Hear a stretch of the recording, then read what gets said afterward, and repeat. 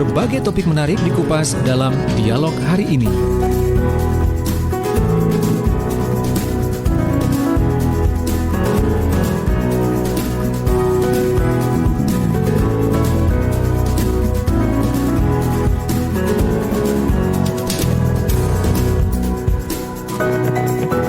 Assalamualaikum warahmatullahi wabarakatuh. Selamat pagi, semangat pagi, salam sejahtera untuk kita semua. Luar biasa. Bersua kembali dalam program Komunikasi Bisnis. Di kesempatan hari ini, hari Senin tanggal 12 April tahun 2021. Tentunya nanti bersama Pak Roni Hamustamu, Direktur Keuangan Consulting. Tema yang diangkat untuk pagi hari ini adalah Creating Share Value, berkompetisi sambil menguatkan kepedulian sosial. Tentunya untuk program Komunikasi Bisnis ini bisa Anda simak di Radio Guyub Rukun RGR FM Tulungagung, Radio Suara Jugladang Ersal FM Nganjuk, Radio Praja Angkasa Trenggalek, Radio Mahardika Bondowoso. Dan tentunya juga Anda bisa cek juga di channel YouTube kami @Suara Sidoarjo Channel serta berbagai sosial media dari LPPL Radio Suara Sidoarjo. Baik, di Zoom, partisipan yang sudah bergabung, diantaranya ada Pak Andreas, saya sapa terlebih dahulu. Sepertinya saya juga belum nampak ini join, mungkin lagi persiapan ini Pak Roni. Selamat pagi Pak Andreas yang ada di Medan, Horas Pak Andreas.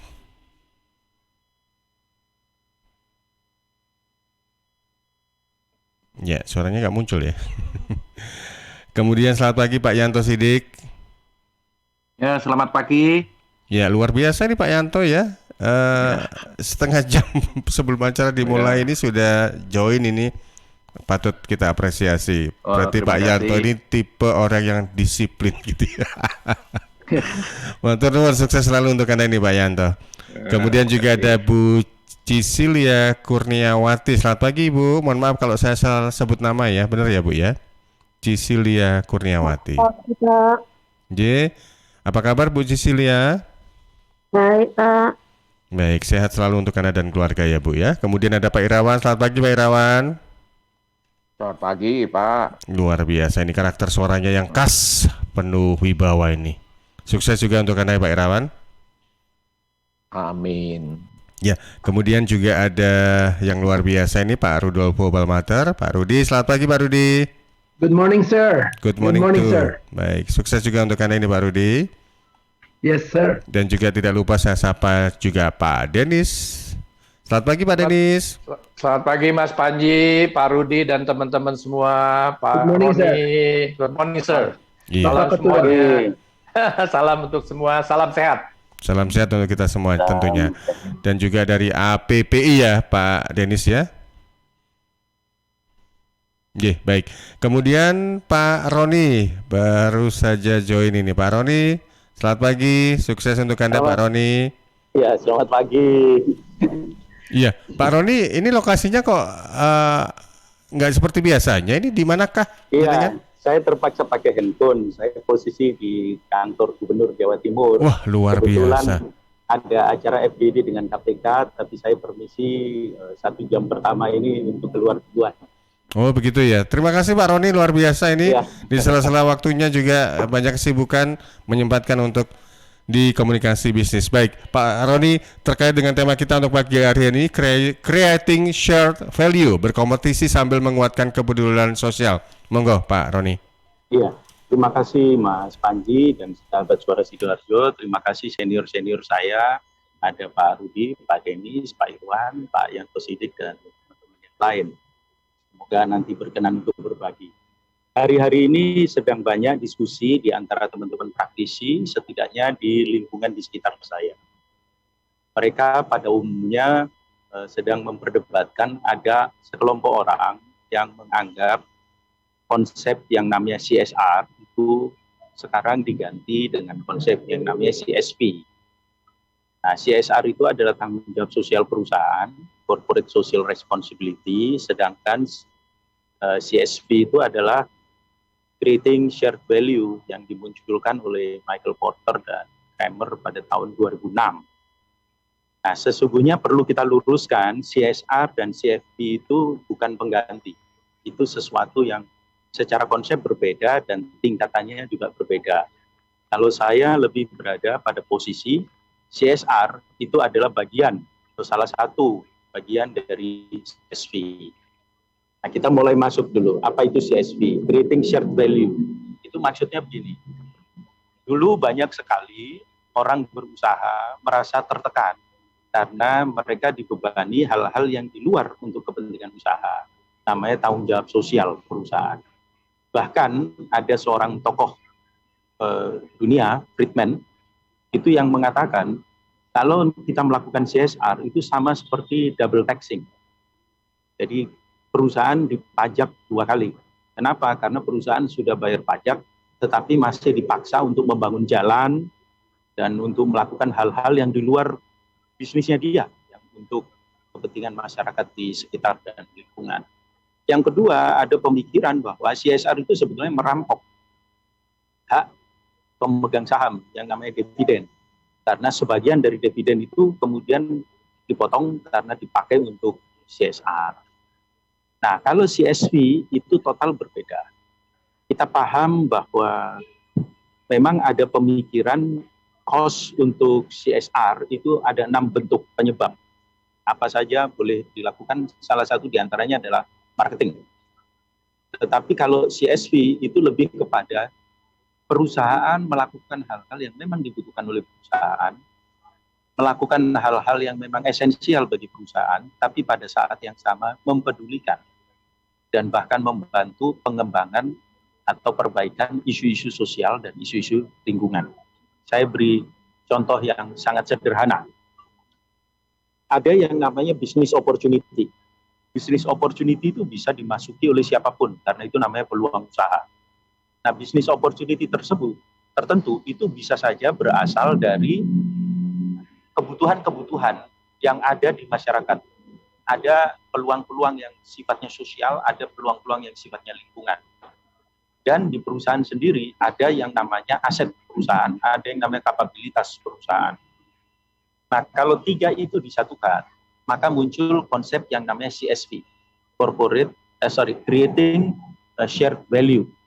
Nah, ketika kita bicara CSV, saya beri contoh yang sangat sederhana, yang kebetulan saya diskusi sama banyak teman dalam beberapa minggu terakhir. Ada seorang teman di Semarang, itu yang sangat peduli dengan isu-isu lokal. Misalnya adalah batik yang berasal dari bahan-bahan alam, kain dari bahan-bahan alam. Kemudian dia menemukan bahwa ada yang namanya serat samia. Serat samia itu berasal dari ulat sutra yang tidak memakan daun murbei, tapi memakan daun singkong karet, atau daun jarak kepiar. Nah, hasilnya dia menjadi lebih eksotik. Tidak mengkilap halus seperti sutra, tetapi lebih eksotik, kelihatannya lebih etnik. Dan orang suka, pasar suka. Nah, ini ada namanya business opportunity. Pada saat yang sama, ketika dia kembangkan ini, ternyata dia membantu beberapa persoalan petani singkong yang selama ini hanya mengandalkan dari panen buah singkong. Nah, kali ini daunnya itu bisa bermanfaat yang menyebabkan dia mendapat tambahan sekian juta rupiah setiap bulan. Kenapa? Karena serat samia, kupu-kupu kepompongnya ini, ulatnya ini, itu tiap bulan akan panen. Dan nilainya akan lumayan kalau bertambah sekian juta setiap bulan buat petani. Nah, di sisi lain, dia kemudian menemukan bahwa dengan keahliannya, dengan jejaringnya, ini bisa jadi bisnis baru, maka dia kemudian mengembangkan lembaga usaha. Nah, 3 hal ini ketika jadi satu, itu yang namanya creating shared value. Memunculkan nilai-nilai bersama yang bermanfaat bagi semua, bermanfaat bagi sosial, bermanfaat bagi lingkungan, dan ada bisnis di dalamnya. Kira-kira itu, Mas Panji. Banyak sekali contoh-contoh yang menyebabkan perusahaan itu bisa mendapatkan sangat besar manfaat tanpa harus merasa tertekan karena dipaksa untuk memberi sumbangan dalam bentuk yang dulu kita sebut sebagai tanggung jawab sosial perusahaan. Kira-kira itu, Mas Panji, sebagai pengantar. Terima kasih. Baik Pak Roni, sebelum nanti ada peluang untuk partisipan-partisipan yang lain, jadi kalau dulu istilahnya CSR, kemudian sekarang ini CSV, Creating Shared Value. Tapi untuk alokasi anggarannya ini diambil dari pos yang sama kah atau bagaimana ini Pak Roni? Jadi begini, creating shared value itu artinya dia mengembangkan sebuah usaha yang akibat dia mengembangkan usaha itu, dia ternyata juga memberdayakan masyarakat sosial. Sehingga dia juga memecahkan beberapa persoalan sosial tanpa harus ada mengeluarkan uang dari budget yang lain, yang nggak ada urusannya dengan produktivitas, yang nggak ada urusannya dengan usaha. Kalau ini jelas ada urusannya dengan usaha, dan kira-kira gitu. Demikian juga lingkungan. Akibat dia mengembangkan konsep-konsep CSR, dia harus melakukan perbaikan pada lingkungan atau pelestarian pada lingkungan. Itu satu contoh.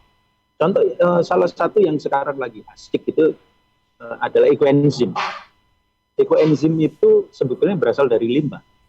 Tetapi kalau kita ajarkan kepada masyarakat, maka masyarakat menghasilkan sesuatu. Dan itu bermanfaat. Mas Panji mungkin ingat berkali-kali di dalam acara kita ada Pak Andreas Sutendro dari Medan. Betul. Nah, itu sebetulnya CSV yang beliau lakukan. Nah, ada lagi teman-teman yang sekarang bergerak mengumpulkan sampah-sampah plastik, dijadikan eco-bricks. Menjadi sesuatu yang baru. Bahkan di beberapa negara yang lain, itu sampah-sampah atau limbah plastik itu diubah kemudian menjadi semacam bata ringan. Dipakai untuk membangun fasilitas-fasilitas publik yang sangat baik dan murah dan memecahkan masalah. Itu Mas Panji. Baik Pak Roni. Sebelum saya menuju ke partisipan-partisipan, pakar-pakar bisnis tentunya yang tidak asing lagi, saya coba ingin menyapa terlebih dahulu Bu Cicilia Kurniawati. Pagi Bu Cicilia. Mungkin di unmute dulu Bu untuk speakernya. Pagi Pak. Bu Cicilia, ini kali pertama kalau tidak salah Bu ya. Kalau salah mau dikoreksi saya Bu. Iya, saya pertama kali karena tertarik dengan judulnya strategi bisnis. Saya ingin mempelajari. Kalau selama ini bisnis apa yang digeluti oleh Bu Cicilia ini? Ya, baru jualan jeruk gitu sih Pak. Jeruk yang dalam bentuk jeruk buahnya atau sudah diolah begitu Bu? Jeruk buahnya. Jeruk buahnya. Jeruk buahnya. Baik, itu langsung ke end user atau ke distributor atau ke ekspor barangkali, diekspor barangkali?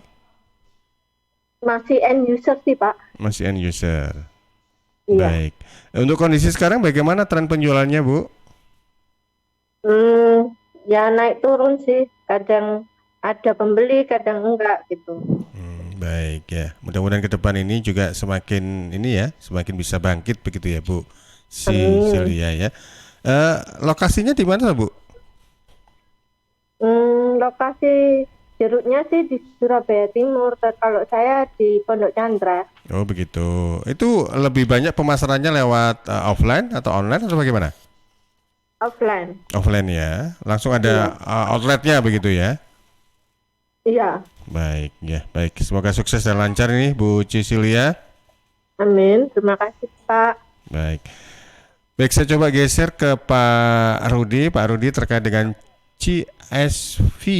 Nah, ini tadi disinggung di awal oleh Pak Roni. Kalau CSR itu kan otomatis ya intervensi ke dividennya para pemegang saham ini. Ya, terima kasih Pak Wajib. Terima kasih Pak Profesor Roni dan salam to my ketua Bapak Denis. Good morning. Dan Good morning, sir. Good morning. Sebenarnya topik yang dipilih oleh teman kita Pak Roni adalah sangat berguna bagi kita semuanya. Kenapa? Sebab pengalaman saya di Indonesia ini menangani beberapa langganan, mereka sudah menjadi salah satu kebijaksanaan di mana mereka menyediakan dana untuk memberikan kesempatan bagi karyawan dan keluarga karyawan untuk juga berbisnis. Contoh yang saya tahu adalah PT Petrokimia Gresik, di mana mereka menyediakan dana untuk keluarga-keluarga sekitarnya bisa berbisnis seperti batik, seperti kerajinan dan macam-macam, dan mereka punya juga pesta yang disediakan setiap tahun supaya mereka mengencourage menjadi entrepreneur begitu. Saya contoh kedua seperti Sampurna, kalau saya tidak salah pada saat itu menyediakan 2%, 3% khusus untuk education, pendidikan. Itu namanya scholarship program supaya anak-anak Indonesia ini ada kesempatan untuk menjadi juga educated dan ada kesempatan untuk sponsor ke luar negeri. Nah, pemerintah juga PTP Perkebunan, mereka menciptakan namanya plasma.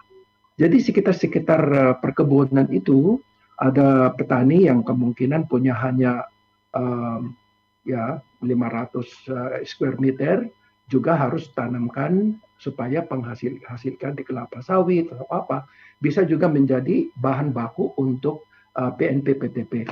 So Nestle adalah salah satu perusahaan yang memang jelas melaksanakan mengenai creating shared value. Di samping mengenai produk mereka fokus on water sama dengan memberikan dana kepada masyarakat yang berkecimpung dalam bidang farming menjadi bahan baku untuk Nestle. So jadi itu win-win situation for everybody. Seperti yang dikatakan Pak Profesor Roni, memang dulu perusahaan terlalu fokus on how to maximize profit. Tapi sebenarnya juga harus perusahaan itu memikirkan bagaimana juga lingkungannya, the environment. Environment yang damai, pasti mereka juga melindungi kepentingan daripada perusahaan. Dan kedua, mengenai sosial. The people around them bagaimana juga berkembang. Kalau sama-sama berkembang, then it's a winning position for everybody. So, jadi banyak perusahaan-perusahaan seperti PT Delta Jakarta yang saya tangani, mereka juga memperhatikan the kampung lingkungannya, bagaimana mereka juga maju dalam ekonomi. So, menurut saya sih shared value creation adalah memang salah satu strategi yang harus dirumuskan oleh perusahaan supaya menjadi juga sustainable in the future. Because lingkungan kita harus ada damai dan ada kemakmuran. So everybody is winning in that process. So saya percaya bahwa perusahaan yang menerapkan this creating social share value will be adalah sustainable and menjadi profitable. Thank you Profesor Roni for that subject. Baik, mudah-mudahan ini juga ada beberapa berita yang dulu pernah saya baca juga, kalau perusahaan nggak care gitu, nanti masyarakat setempat bisa unjuk rasa ini, dikira kurang peduli, mungkin dari sisi tenaga kerjanya diambil dari luar, kemudian tidak ada istilahnya itu kepedulian yang lain begitu ya Pak Rudi ya. Betul Pak Maji. Baik, saya geser ke Pak Denis. Pak Denis, kalau dari sisi multi finance ini apa yang bisa dieksplor kalau kita bicara tentang creating share value? Ya, baik, makasih Mas Panji, Pak Rudi, thank you untuk tambahan dari Pak Roni tadi. Saya pikir ya, shifting dari CSR ke CSP itu udah bagus sekali ya. Karena kata responsibility itu sejujurnya kalau orang yang belum terlalu mengerti itu terlalu berat ya, kata ini terlalu berat ya. Tapi kalau creation gitu ya, ini membuat auranya itu jadi positif ya. Nah, jadi saya sangat mendukung shiftingnya ini, dan saya ingat beberapa waktu yang lalu Pak Rudi juga organize satu session mengenai CSR dan sempat kita diskusi. Masalahnya juga satu saja, mungkin tax treatment-nya ini yang masih belum jelas ya. Jadi ini adalah rentetan ekosistem yang pemerintah juga harus ambil bagian, bukan hanya dari para pengusaha saja atau pebisnis saja. Pebisnis ya tahulah maunya sih nggak mau keluar duit ya, tetapi harus dipaksa istilahnya ya untuk melakukan sesuatu supaya lingkungan menjadi terbantukan ya, polusi bisa dikurangi, mengeluarkan kreasi kewirausahaan dan sebagainya. Nah, di multi finance mungkin kalau yang bergerak di bidang retail, seingat saya ada beberapa perusahaan yang sudah melakukan itu Mas Panji ya, karena mereka pelanggannya itu sangat golongan bawah ya, grassroots ya. Jadi banyak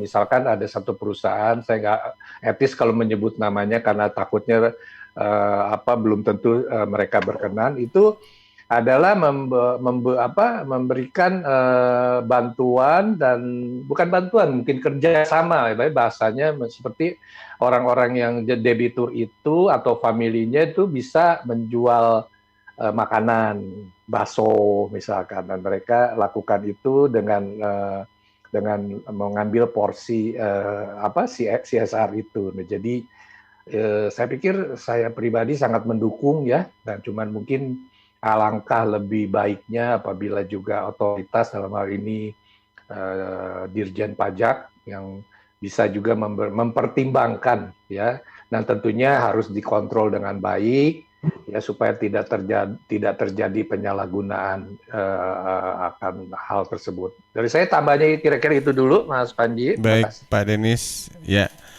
saya coba geser ke Pak Yanto. Selamat pagi, Pak Yanto. Ini yang sejak pagi beliau sudah join ini. Pak Yanto mungkin bisa di-unmute untuk speakernya. Ya. Baik. Selamat pagi, Pak Panji, Bapak-Bapak sekalian yang saya hormati. Terima kasih dapat panggung ini. Ya, saya CSR, CSV, ya mungkin sharing aja pengalaman. Ya, saya pernah jadi konsultan di multinasional corporation itu, melakukan program CSR-nya itu memang kalau bisa itu link dengan bisnisnya. Sehingga orang kerja di CSR itu yang biasanya warga negara kelas 2 itu supaya memiliki kepercayaan diri ya. Jadi seperti juga di dalam diskusi kemarin itu indikator ya, indikatornya itu harus inline ya. Di situ misalnya kalau ada sosialisasi bagaimana mencuci tangan yang bersih, ya, nanti penjualan dari sabun cair meningkat, cara menggosok gigi yang baik, nah odolnya meningkat. Saya tidak sebut merek ya, tapi tidak menduga. Jadi kalau membina perusahaan kedelai, nah pabrik kecapnya yang bagus. Nah jadi itu di pabrik. Ada juga saya pernah diskusi ya, membina itu ada perusahaan listrik. Itu kalau memberikan bantuan ya, itu saya minta supaya diaudit dulu perusahaan listrik itu pencuriannya berapa, pencurian listrik. Nah, setelah itu diberikan gedung untuk tempat ibadah. Nah itu tidak gratis, itu pemuka agamanya diminta supaya kalau khotbah ya jangan mencuri dan sebagainya. Itu ternyata pencuriannya menurun, penjualan listriknya meningkat, KWH-nya ya. Jadi bagian CSR-nya itu percaya diri bahwa dia itu tidak hanya buang-buang ya ke biaya saja. Jadi itu beberapa contoh ada. Juga saya pernah ke perusahaan kredit ya, kredit motor. Itu ternyata yang kredit itu diberi sosialisasi, training juga, literasi keuangan, kewirausahaan dan sebagainya seperti tadi disebutkan ya. Jadi itu ternyata kreditnya 1 lunas, 2 lunas, jadi bisa sampai lebih dari 2 kredit motor ya, karena usaha dia dan keluarganya seperti tadi disebut itu ikut meningkat ya. Jadi memang, tapi ada juga contoh terakhir ini, saya bertemu dengan perusahaan farmasi mengalami keluhan ya, perusahaannya itu karena penjualan obatnya itu salah satunya menurun, yaitu diare ya, untuk biar tidak diare, karena CSR-nya itu menerapkan MCK, mandi cuci kakus. Nah kalau mandi cuci kakus kan berarti nggak ada lalat, nggak ada yang bawa bakteri coli, nah, orangnya sehat. Nah ini jadi penjualan dari obat maintenance-nya hilang itu. Nah memang itu harus dipikirkan dengan sebaik-baiknya. Tapi memang semua program kalau itu link ya, apakah itu CSR atau sekarang CSV itu sangat bagus, sehingga orang-orang yang bekerja di unit tersebut itu memiliki kepercayaan diri bahwa dia itu memberi kontribusi terhadap perkembangan perusahaan. Ya itu saja sharing saya. Terima kasih Pak Yanto. Tadi di awal juga Pak Roni sempat menyinggung Pak Andreas ini. Kalau kita ambil, atau tadi Pak Roni sampaikan, kalau kita ambil contoh dari CSV, ini apa yang digeluti oleh Pak Andreas sekarang ini memang merupakan satu di antara contoh dari CSV itu sendiri. Pak Andreas, selamat pagi. Pak, pagi, halo. Iya. Selamat pagi. Kalau Pak Andreas sendiri bagaimana Pak? Apakah ini juga merupakan apa yang digeluti sekarang untuk daur ulang dan sebagainya ini? Apakah Ya, betul. berkoordinasi atau istilahnya itu merupakan bagian CSR atau CSP dari perusahaan? Atau memang ini Kalau saya sendiri berdiri barusan sendiri? tahu ini Pak, istilah CSV ini, terus terang aja. Cuman mendapatkan semangat dari Prof. Roni mengatakan saya masuk ke CSV, berarti saya telah ikut membantu juga. Sebetulnya secara kebetulan saya mengusahakan upcycle dari food waste, segala macam sampah makanan itu dijadikan produk detoksikan dan disinfektan. Cuma ada pertanyaan saya kepada Prof. Roni, saya sampai sekarang ini masih kena pajak ini Pak. Dan pajak ini kalau sekiranya saya mendapatkan dana hibah, kebetulan kami adalah salah satu pemenang kompetisi DBS Foundation. Jadi dana hibah itu saja pun kena pajak Pak, 30% besarnya dari profit. Dan setelah itu kami tidak dianggap sebagai perusahaan CSV, jadi dianggap sebagai corporate yang profitable. Karena kan atas nama PT. Jadi bagaimana cara kami supaya bisa mengatasi masalah ini? Dana diberikan orang luar, apalagi kalau dianggap itu perusahaan asing seperti Singapura. DBS Foundation ini kan base-nya Singapura. Jadi kenapa aja ini Pak? Apakah ada cara lain mengatasi hal ini? Terima kasih. Baik, terima kasih Pak Andreas sudah berbagi informasi dan juga tadi di pertanyaan ya. Nah, baik, nanti akan dijawab oleh Pak Roni dan juga untuk partisipan-partisipan yang lain. Kita break dulu ya, nanti kita akan kembali sesudah beberapa pesan berikut ini.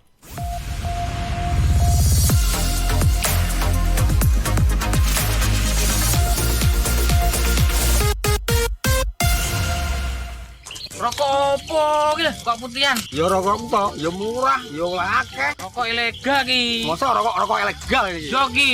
Lah awakmu kok roh nek iki rokok ilegal? Rokok ilegal iki gak nek pita cukene. Samen paling roe bandrol kuwi lho. Rokoke kudu enek merek karo nama perusahaane sing terdaftar ndek bea cukai. Lokasi pembuatane ndek kene ya gak enek. Terus ndek kene rokok ilegal iki gak enek gambar karo peringatane teko pemerintah. Berarti rokok ilegal gak resmi no? Aduh ya mesti to Lemul. Rokok ilegal merugikan negara. Mergo ora mbayar cukai sing digembangun negara. Walah tutu, sepenting wong-wong gak roh. Loh, gak iso le iki. Makane to le, tuku sing pasti-pasti ae. Aja ngawur. Laporkan peredaran rokok ilegal ke kantor Bea Cukai terdekat atau hubungi nomor 1.500 225 1.500 225. Iklan layanan masyarakat ini dipersembahkan Bea Cukai Sidoarjo. Ayo, ngewangi bea cukai, berantas rokok ilegal. Bea Cukai Sidoarjo, fokus mengawasi, tulus melayani. Lihat nih Jeng, Cheers punya kemasan baru 230 ml. Wah, imut ya? Iya dong Jeng, bentuknya yang kecil dan seksi, gampang banget dibawa kemanapun dan kapanpun. Wah iya, bisa muat nih di tas tangan, taruh di kotak makan si adek, dan gampang juga ya dibawa pas jogging. Bener, dan di musim virus kayak gini kita juga harus rutin minum air putih Jeng. Cheers Alkaline ini punya kandungan pH yang tinggi sampai 8,5. Jadi daya tahan tubuh kita lebih terjaga dan melindungi kita dari virus sampai resiko kanker. Nah, buat konsumsi di rumah atau di kantor, ada kemasan galon juga Jeng, yang 20 liter. Untuk pemesanan area Surabaya, hubungi kami di telepon 0807 124 3377 atau WhatsApp ke 0877 77 24 3377. Bagi Anda yang ingin bergabung menjadi partner Cheers, bisa hubungi 031 84 95 888. Anda di rumah aja ya, biar kami yang ngantar. Cheers Alkaline Powered 230 ml, seksi, healthy, easy. Tisu, masker, hand sanitizer, apalagi ya? Situ mau kerja atau mau camping sih? Kayak mau naik gunung aja. Hello, selama ini kemana aja? Ini yang perlu disiapin buat adaptasi kebiasaan baru alias new normal. Sekarang ini kita kudu dan harus terbiasa dengan kebiasaan hidup sehat, bersih, sesuai protokol kesehatan. Saat ini kita dalam perubahan pola hidup dalam situasi pandemi COVID-19, jadi kita perlu melaksanakan adaptasi kebiasaan baru atau protokol kesehatan dalam kegiatan sehari-hari. Jangan lupa pakai masker, tetap jaga jarak, sering cuci tangan pakai sabun dengan air mengalir, sediakan hand sanitizer kemana-mana. Kalau flu, di rumah saja, nggak perlu bersalaman, say hello saja. Kalau nyampe di rumah, langsung mandi, gunakan uang elektronik. Kalau naik kendaraan umum, jaga jarak. Balita atau lansia, di rumah saja. Ayo menuju new normal dengan melaksanakan protokol kesehatan dan menerapkan adaptasi kebiasaan baru. Hei, udah jam berapa nih? Kebiasaan telat juga masuk new normal ya? Ada yang kurang satu, uang sakunya belum. Iklan layanan masyarakat ini persembahan Dinas Kesehatan Kabupaten Sidoarjo. Udah dapat dari grup sebelah nih. Katanya vaksin COVID-19 itu... Iya. Aku tahu dari temennya temanku punya temen. Nah, kita sebarin aja ke 10 grup. Kita lihat, Res. Udah. Infonya COVID kayaknya nih. Ini apa sih? Berita COVID dari mana nih? Jangan-jangan hoax lagi. Bener nggak? Masa hoax sih? Tuh, hoax. Waduh, hati-hati hoax nih. Masa sih?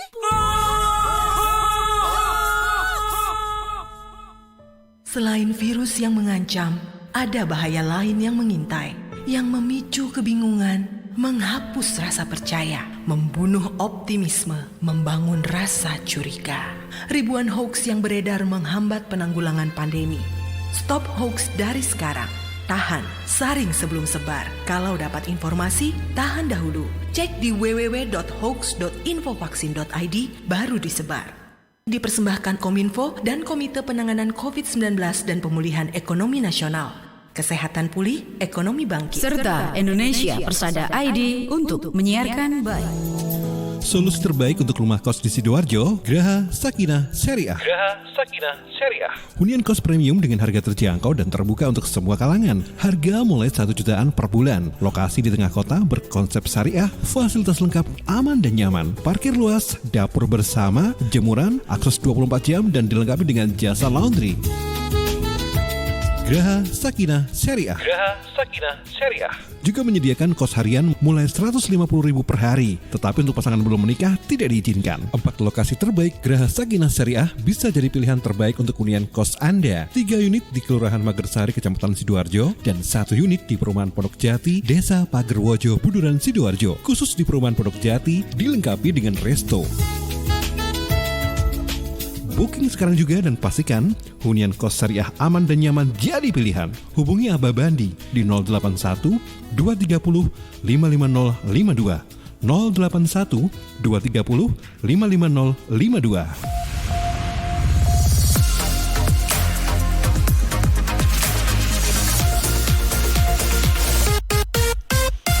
Baik, terima kasih untuk Anda sahabat pendengar pemirsa di mana saja Anda berada. Anda tengah mengikuti program komunikasi bisnis yang bisa Anda pantau secara audio dan juga visual ya.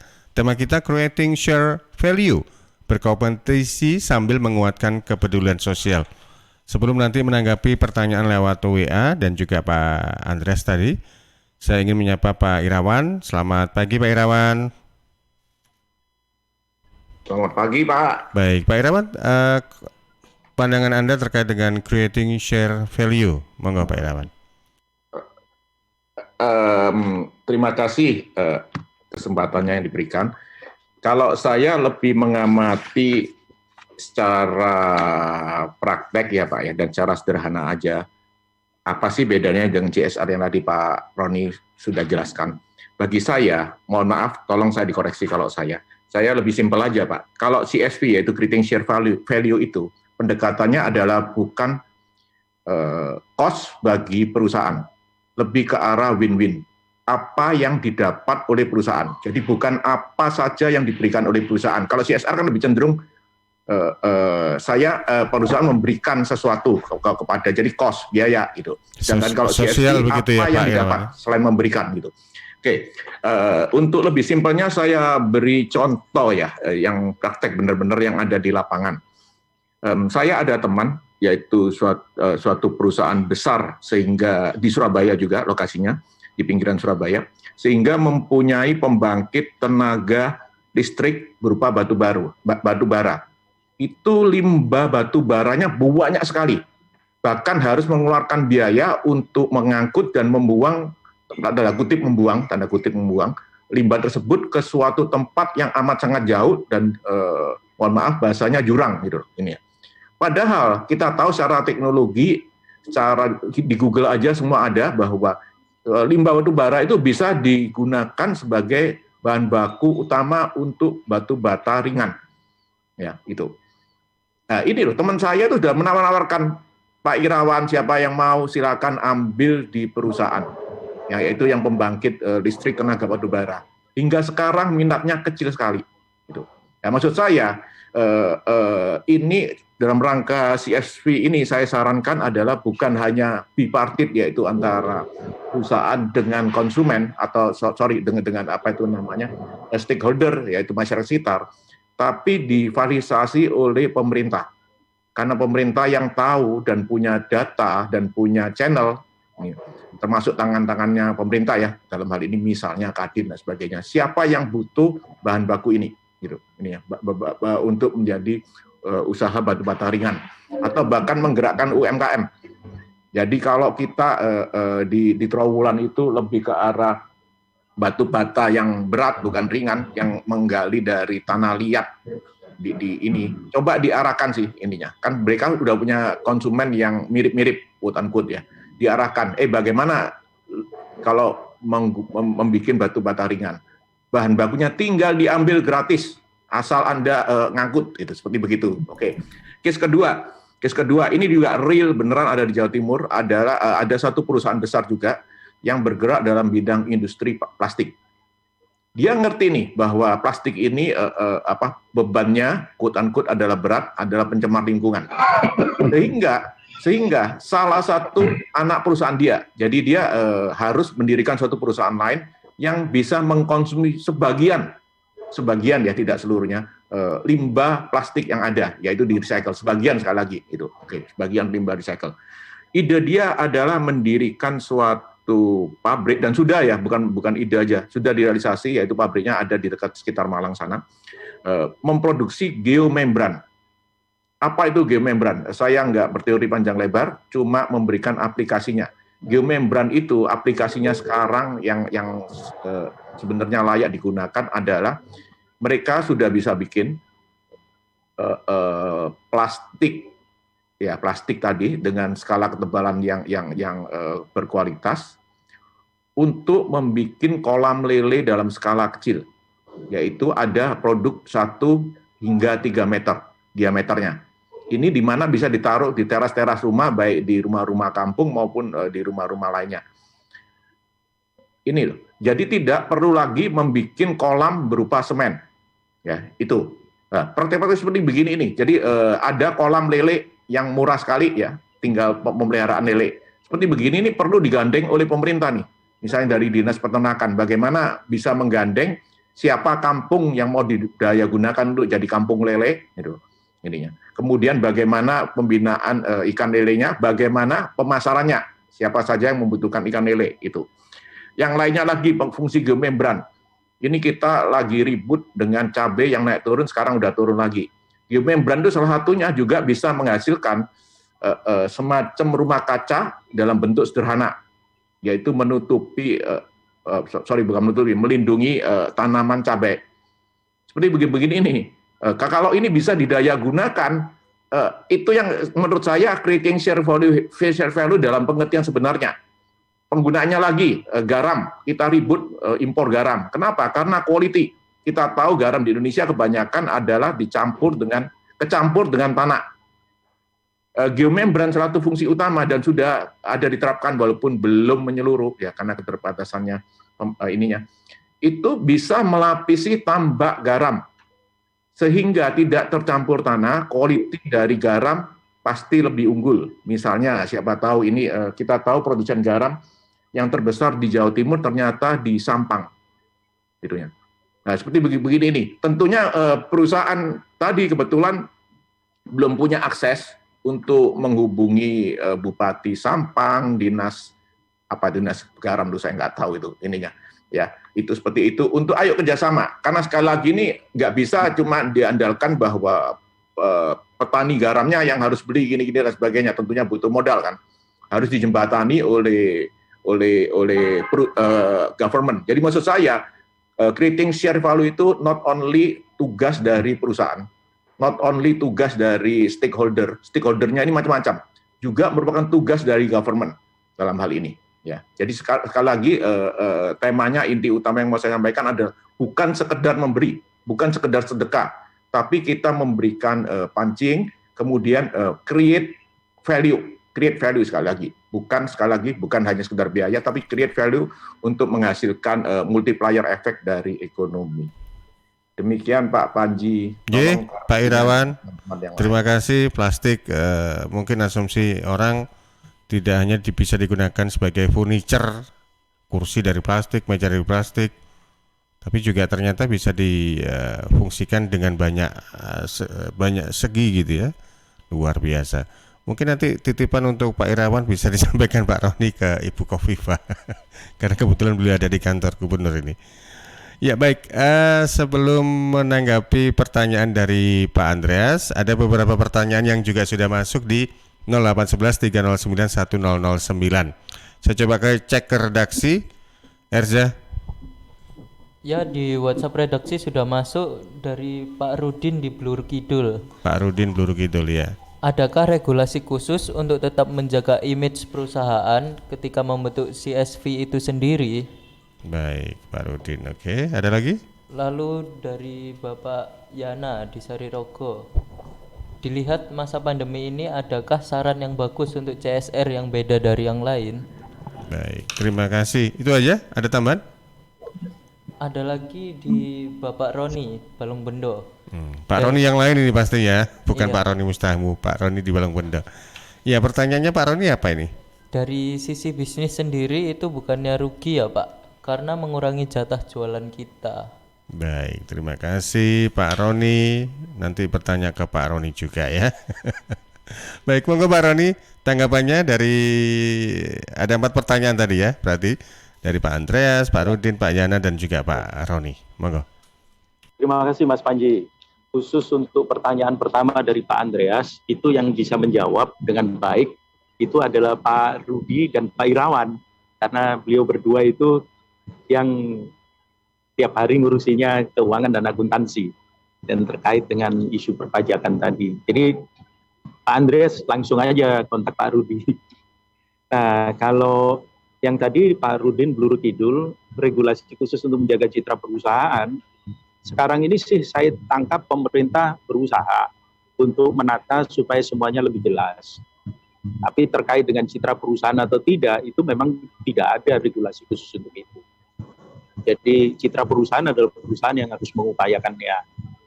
Contoh yang tadi sudah disinggung oleh Pak Irawan, ya, limbah batu bara itu saya sekitar tahun 2013-2014 dengan beberapa teman itu menghitung kalau di Jawa Timur itu luar biasa besarnya.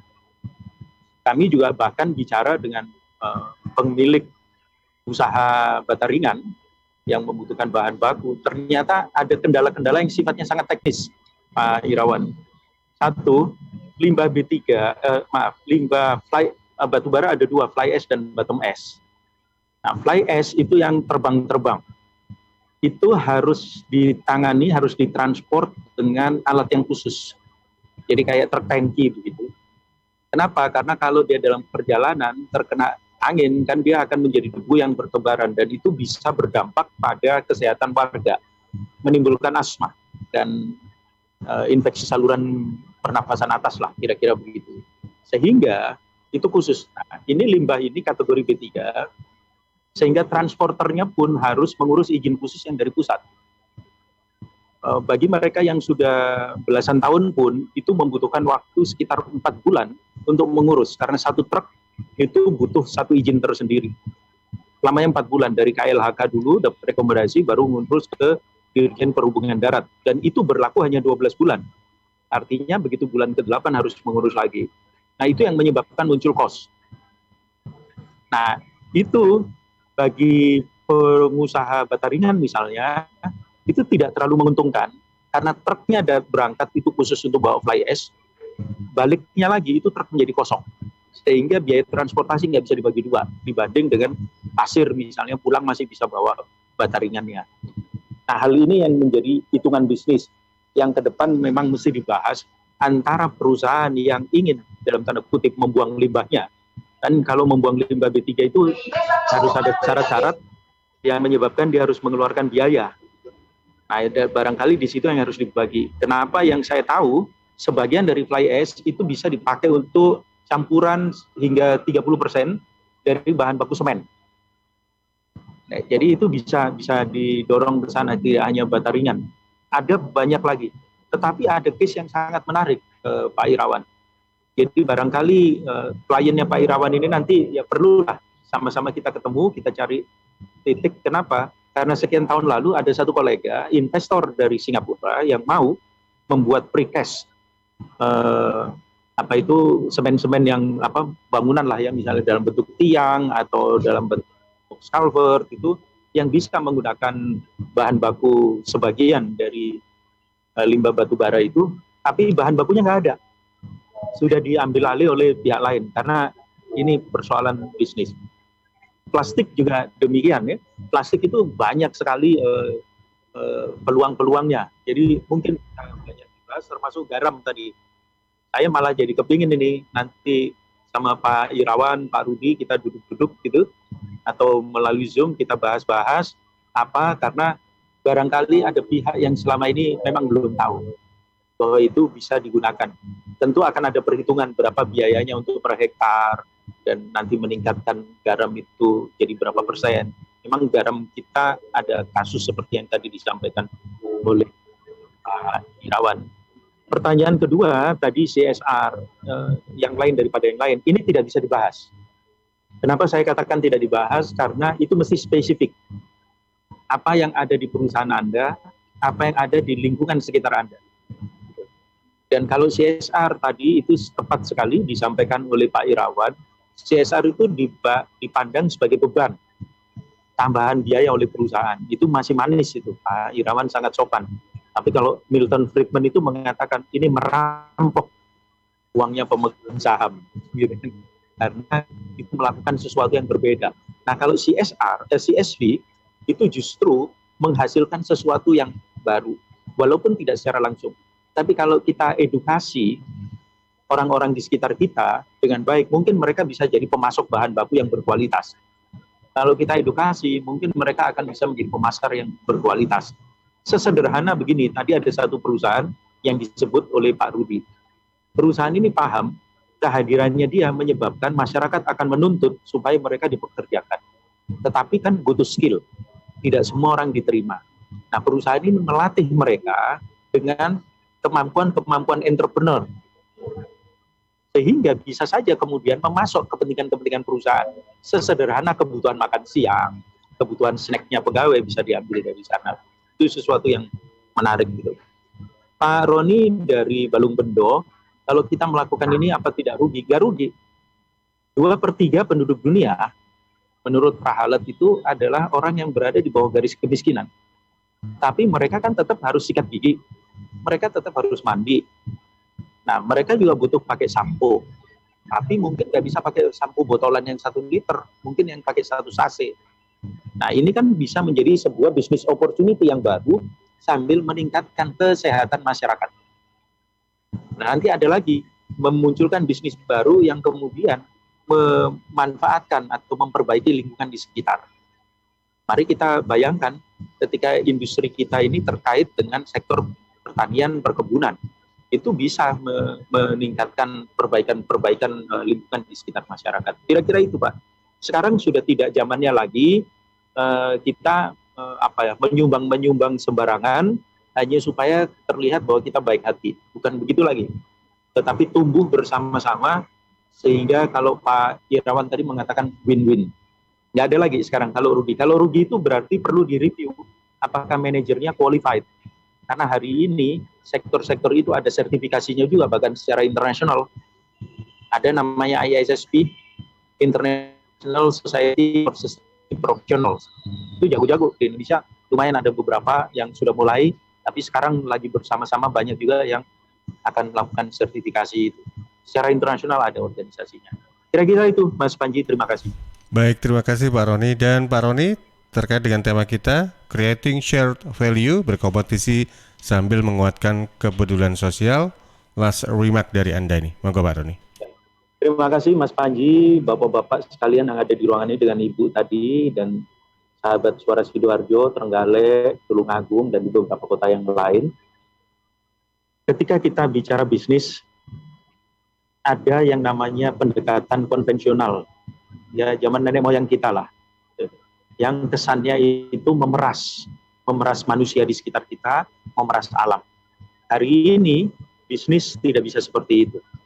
Bisnis itu harus berkelanjutan, sustainable, bisa diwariskan kepada anak cucu. Dalam hal misalnya sektor industri kehutanan, Kanada itu sudah sejak tahun 1912-an, itu mereka memang melakukan clear cutting, tetapi mereka menerapkan konsep menanam kembali. Sehingga sekian tahun kemudian bisa dipanen lagi di lahan yang relatif sama. Nah, kalau di kita kan masih banyak tuh yang habis dipotong, ditebang, terus ditinggal begitu saja sehingga rusak. Nah, itu dulu yang menyebabkan terjadinya dipaksa oleh pemerintah untuk melakukan program yang namanya CSR, tanggung jawab sosial perusahaan. Itu dipaksa. Karena orang kita kadang-kadang kalau dipaksa, nggak dipaksa sembarangan. Memeras manusia, memeras alam.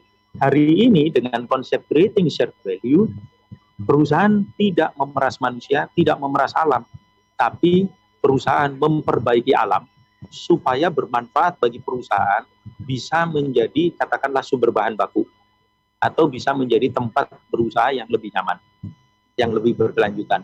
Kedua, perusahaan tidak lagi memeras manusia, tetapi perusahaan meningkatkan harkat manusia, mengedukasi manusia supaya bisa bekerja bersama-sama. Saya beri satu contoh. Yang namanya Morowali itu orang Indonesia dulu nggak ada yang tahu di mana itu. Di peta aja mungkin nggak kelihatan. Karena ya dikesankan kayak hutan. Tetapi ketika ada investasi yang kemudian nikel diarahkan untuk menjadi baterai listrik, maka didatangkanlah para pekerja dari luar Morowali. Tapi di sana kemudian dibangun politeknik yang 3 tahun pendidikannya menghasilkan ahli-ahli yang akan bekerja di sana. Nah, ini adalah bagian dari creating shared value. Kesannya mengeluarkan biaya untuk pendidikan, tapi jangan lupa perusahaan sedang memastikan bahwa pasokan tenaga kerja berkualitasnya ada. Jadi corporate university itu ada 2 jenis. Ada yang inklusif hanya untuk perusahaan, tapi ada yang dibuka untuk masyarakat umum sehingga perusahaan kemudian bisa bekerja sama dengan masyarakat mendapatkan sumber daya manusia yang baik. Jadi persoalan-persoalan sosial, persoalan-persoalan lingkungan, itu dengan kompetensi, dengan kapabilitas, dengan aset yang ada di dalam perusahaan, itu bisa dimaksimalkan sehingga perusahaan bisa mengambil peluang-peluang bisnis yang ada, bisa menjadi membesar. Seperti yang tadi saya katakan, 2/3 penduduk dunia berada di bawah kemiskinan dan garis kemiskinan. Nah, mereka juga butuh mandi, butuh makan, mereka butuh masak. Bagaimana caranya kita untungnya mungkin hanya $1 atau 1 sen, tetapi volumenya kan menjadi sangat besar. Nah, kalau mereka kemudian kita berdayakan menjadi lebih sehat, lebih baik, maka akan ada kebutuhan-kebutuhan yang lain. Jadi agak berseberangan dengan tadi perusahaan farmasi yang diare. Ketika penyakit diare itu sudah tidak ada, barangkali sudah waktunya bagi perusahaan farmasi untuk memikirkan produk-produk makanan atau minuman sehat. Banyak sekarang perusahaan farmasi yang sudah mulai, sudah cukup lama sudah menghasilkan minuman sehat, minuman berenergi dan sebagainya. Sehingga itu bisa menutup penurunan penjualan dari ethical produk-produk yang harus pakai resep dokter karena kesehatan masyarakat meningkat. Kira-kira itu Mas Panji yang bisa saya sampaikan, bahwa ini benar kata Pak Irawan, win-win solution, bukan beban bagi perusahaan. Semua pihak happy. Baik, terima kasih Pak Roni untuk kesempatannya dan juga sukses untuk agendanya hari ini di kantor Gubernur Jawa Timur. Semoga lancar. Dan juga terima kasih untuk partisipan yang sudah join.